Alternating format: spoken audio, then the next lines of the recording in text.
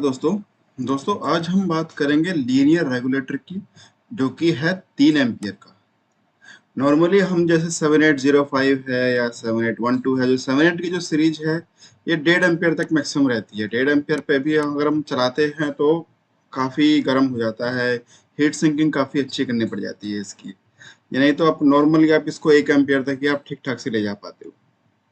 और अगर एडजस्टेबल की बात करेंगे हम, जो कि है LM317, वो भी 1.5 एम्पियर तक ही रहता है, लेकिन सेम उसको आप 1 एम्पियर तक ही ले जाओ तो सही है। 1.5 एम्पियर के लिए तो हीट सिंकिंग बहुत सही चाहिए, बहुत अच्छी हीट सिंकिंग चाहिए, तभी वो 1.5 एम्पियर पे सही चल पाता है।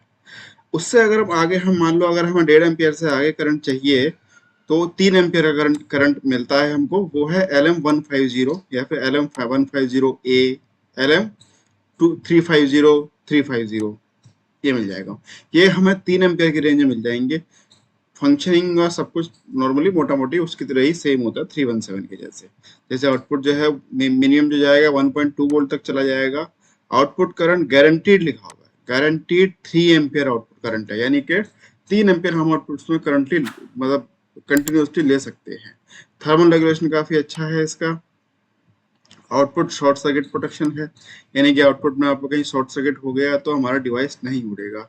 करंट लिमिट कांस्टेंट है, टेम्परेचर के साथ भी है, क्योंकि टेम्परेचर भी अगर बढ़ेगा तो उसके हिसाब से भी अपने आप को करंट को लिमिट करेगा।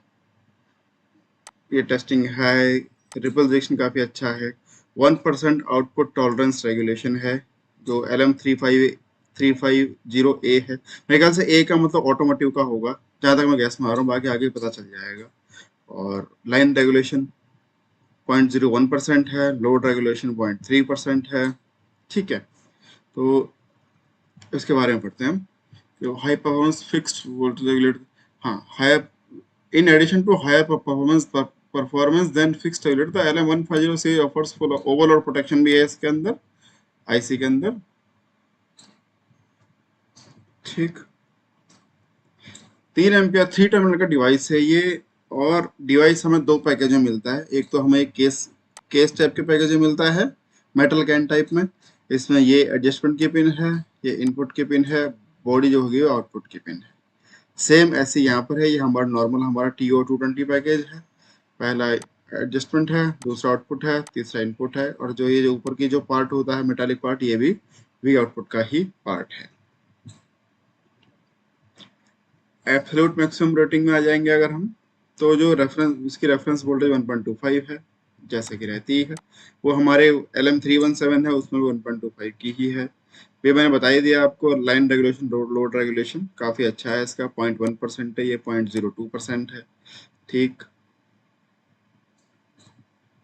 RMS करंट आ गया, ये अभी करेक्टरिस्टिक ही चल रहे हैं इसके। ये ग्राफ्स आ गए। ग्राफ्स को भी मॉनिटर करना काफी जरूरी होता है, इससे हमें काफी वैल्यूज का और काफी चीजों का पता चलता है कि हमें क्या करना है क्या नहीं करना है। ये इसका एप्लीकेशन सर्किट है कि नॉर्मली इसको ऐसे ही लगाया जाएगा, इस तरीके से लगाया जाता है। जो हमारा 317 होता है उसको भी हम ऐसे ही लगाते हैं। जो एडजस्टमेंट की पिन होती है वो बीच में जाती है, और आउटपुट से एक वोल्टेज का R1 और R2 डिवाइड होके हमें मिलता है। ये इसकी इक्वेशन है, जिस पर कि हमारा R1 की और R2 की वैल्यूज को हम लगाते हैं।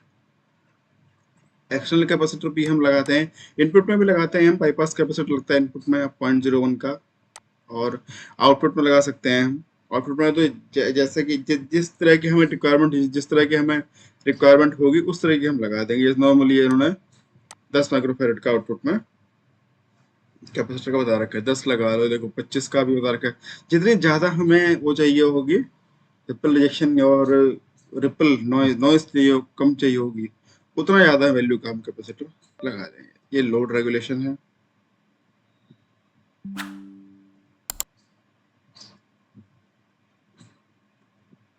ठीक है, प्रोटेक्शन डायोड, ये प्रोटेक्शन डायोड, अब तो इनके अलग अलग वेरिएबल। ये इसका इंटरनल, कोई भी आईसी हो, किसी कैसी भी आईसी है, उसका मेन जो उसका अंदर का जो कंपोनेंट होता है, दैट इज ट्रांजिस्टर। वो ट्रांजिस्टर है।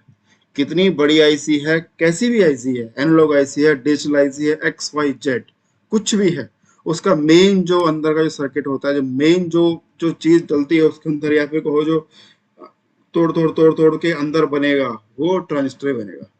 सबसे बेसिक जो पार्ट इसका है वो ट्रांजिस्टर होता है। आप जैसे अभी तो आजकल तो नहीं आता, लेकिन पहले की डाटा शीट में लिखा हुआ रहता था कि इसमें इतने हजार ट्रांजिस्टर्स हैं, इसमें इतने हजार ट्रांजिस्टर्स हैं। कोई भी आईसी होती थी उसमें लिखा हुआ होता था डाटा शीट में ही। आगे मोस्टली लास्ट के पेज में होता था, लिखा हुआ रहता था कि इस आईसी में इतने ट्रांजिस्टर्स थे। क्योंकि बेसिक बिल्डिंग ब्लॉक ट्रांजिस्टर है, उसको फिर हम जोड़ के हमने फिर ओपैम्प बनाया, फिर कुछ बनाया, फिर कुछ बनाया, फिर कुछ बनाया, आगे बढ़ते गए। पर बेसिक जो डॉपिंग है, बेसिक जो होना है, जो डलना है, वो ट्रांजिस्टर ही डलना है। ये इसका इंटरनल सर्किट है, ये इसका एप्लीकेशन सर्किट है। जो कि मैंने बताया ही है कि इनपुट में कैपेसिटर लगेगा, आउटपुट में कैपेसिटर लगेगा। आज की वीडियो में इतना ही। आगे मिलते हैं नए कंपोनेंट के साथ, नए किसी डिजाइन के साथ। धन्यवाद।